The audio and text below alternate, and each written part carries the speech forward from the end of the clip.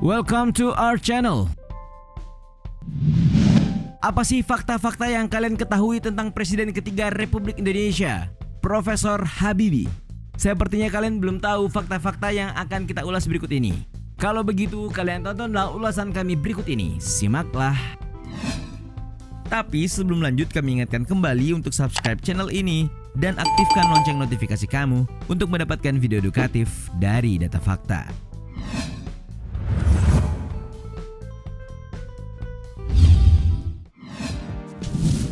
Bukan asli Parepare. Kalian tahu tidak, di kota Parepare, Provinsi Sulawesi Selatan ada Tugu Cinta Sejati Habibie Ainun yang dibangun untuk mengenang cinta kasih Presiden Republik Indonesia yang lahir di Parepare. Yap, Profesor Habibie memang lahir di Parepare pada tanggal 5 Juni 1936. Tunggu dulu, tapi tahukah kalian kalau Alwi Abdul Jalil Habibie dan R.A. Tuti Marini Puspowardoyo, orang tua Habibie, bukanlah orang asli Parepare. Begitu juga Habibie. Presiden yang pada masa mudanya disapa Rudi ini tinggal di Parepare mengikuti orang tuanya yang ditugaskan di kota administratif ini. Garis keturunan ayah Habibie berasal dari Kabila Gorontalo dan sementara ibunya berasal dari Yogyakarta. Dikabarkan kalau ayah Presiden Habibie memiliki marga Habibie, salah satu marga asli dalam struktur sosial Pohalaa, kerajaan dan kekeluargaan di Gorontalo. R.A. Tuti Marini Puspowardoyo, ibu dari B.J. Habibie, merupakan anak seorang dokter spesialis mata di Yogyakarta dan ayahnya yang bernama Puspowardoyo bertugas sebagai pemilik sekolah. Tapi sebenarnya Profesor Habibie memang ada garis keturunan Bugisnya. Ya, Presiden Habibie punya leluhur yang bernama Lama Kasa yang menikahi seorang perempuan Gorontalo bernama Hawaria. Dari pernikahan inilah lahir Habibie, kakek dari presiden yang karib disapa Eyang ini.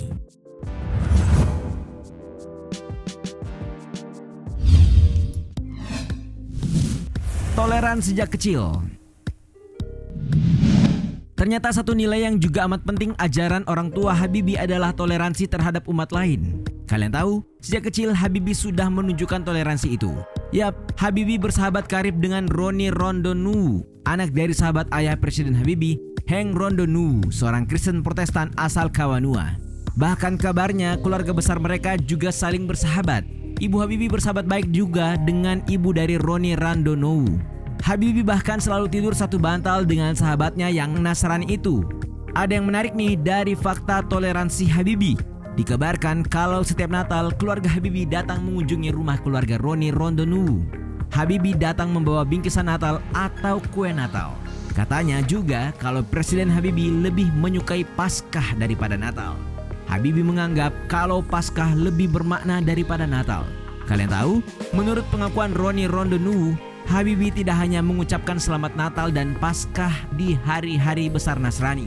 Bahkan keluarga Habibie juga dahulu, ketika keluarga Rondonuwu hijrah ke Jakarta, keluarga Habibie rutin mengirimkan sembako bulanan dalam satu box besar dari rumah Habibie selama beberapa bulan.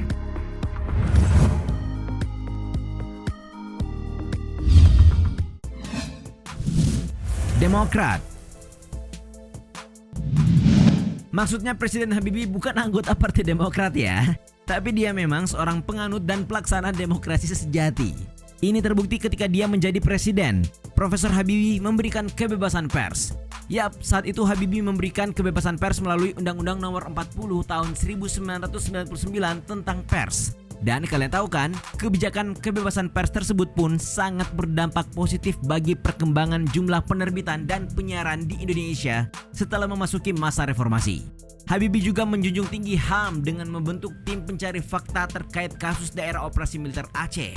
Hal ini diungkapkan oleh mantan wakil ketua TPF Aceh Utara, Yusuf Ismail Pase, yang menyebut Habibie sangat serius menangani kasus pelanggaran hak asasi manusia selama konflik militer di Aceh. Di masa Habibie juga lahir undang-undang demokratis yang mengubah wajah perpolitikan negeri ini, seperti Undang-Undang Nomor 2 Tahun 1999 tentang partai politik, Undang-Undang Nomor 3 Tahun 1999 tentang pemilihan umum, dan Undang-Undang Nomor 4 Tahun 1999 tentang susunan dan kedudukan DPR MPR.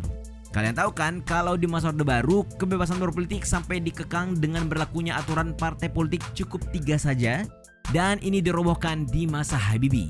Ia bahkan berhasil menyelenggarakan pemilu multipartai pada tahun 99 yang diikuti oleh 48 partai politik.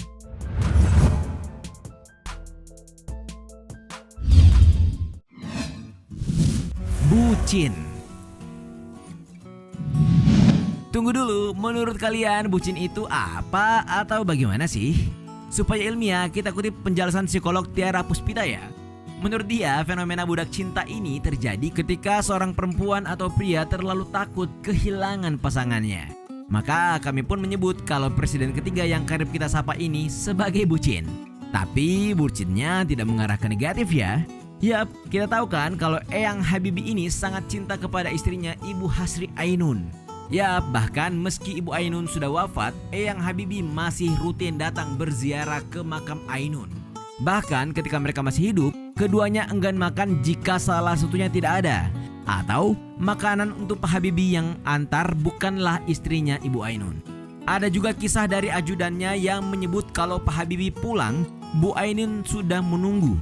Kemudian ketika turun, mereka bergandengan tangan masuk ke dalam. Pernah juga Habibie dan ajudannya pergi berkonvoi. Baru 100 meter, Habibie celetuk, "Hasanuddin, kita balik lagi." Beliau turun dari kendaraan, kemudian ke tempat makan, lalu minum. Saat itu, Hasanuddin, ajudan Habibie, mengaku sedikit jengkel dan sempat komplain. Maksudnya, mengapa Habibie tidak memintanya saja membawakan minuman itu kepadanya. Tapi kalian tahu jawaban Habibie? Begini jawabannya, "No, ini Ainun yang bikin, saya harus menghormatinya." Begitulah.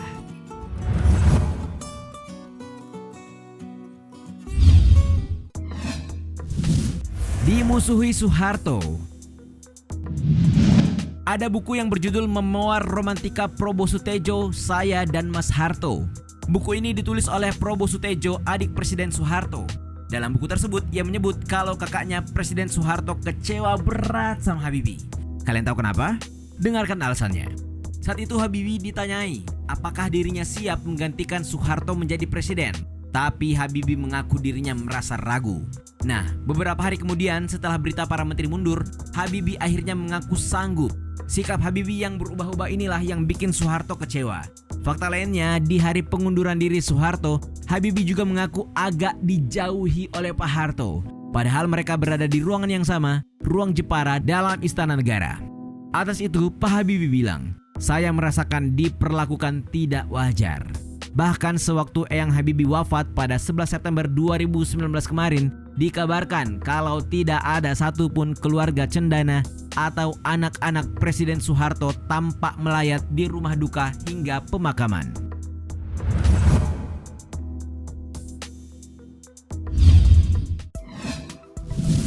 Tiup kondom. Pak Habibie soal kecerdasan kita semua sudah tahu dan tidak bisa mengelak ya. Apalagi nyatanya ia menghabiskan waktu 7,5 jam setiap hari hanya untuk menimba ilmu dari buku yang dibacanya. Gila kan? Begitulah, sejak kecil Habibie memang sudah dibiasakan dalam iklim ilmu dan literasi oleh orang tuanya. Sejak kecil Habibie sudah membaca buku yang berjudul Mengelilingi Dunia dalam 80 Hari, karya penulis asal Prancis Jules Verne. Buku tersebut adalah hadiah dari sang ayah karena berbagai pertanyaan mengenai dunia yang tak kunjung terjawab. Kisah Habibie, "Ayah saya menjawab pakai balon. Saat itu balon adalah barang yang langka di Indonesia," katanya. Ia pun penasaran dengan balon hingga pada suatu waktu teman-teman Habibie pun mendatangi Habibie dengan sebuah karet yang sudah ditiup. Teman-teman Habibie heran mengapa balon yang mereka tiup tidak bulat tapi lonjong. Habibie pun meniup balon lonjong lainnya. Habibie lalu protes kepada ayahnya karena balon yang ia temukan tidak bulat seperti penjelasan ayahnya. Ayah B.J. Habibie pun marah saat melihat putranya mendatanginya. "Ternyata yang saya tiup adalah kondom bekas."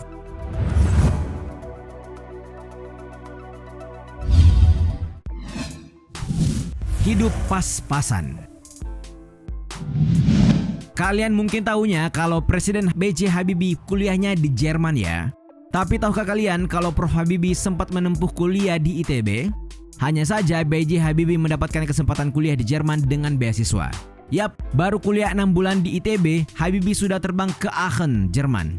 Katanya nih, selama menjadi mahasiswa di Jerman, Habibie dikenal sebagai mahasiswa yang aktif. Ia bahkan terpilih menjadi ketua Perhimpunan Pelajar Indonesia di Aachen, Jerman. Nah, saat itu ia sudah resmi menjadi sepasang kekasih dengan Ainun. Mereka memutuskan tinggal di Jerman. Kisah yang menarik di Aachen, Habibie dan Ainun menyewa pavilion kecil dengan 3 kamar kecil. Yang berabe adalah ternyata biaya sewa pavilion itu bahkan mencapai setengah gajinya. Pak Habibie mengisahkan dengan kondisi keuangan yang serba seadanya, mereka harus hidup serba irit. Kemana-mana Habibie pergi naik bus. Bahkan kadang ia harus jalan kaki sampai sepatunya rusak. Itulah tadi sejumlah fakta terkait Presiden B.J. Habibie. Bagaimana menurut kalian?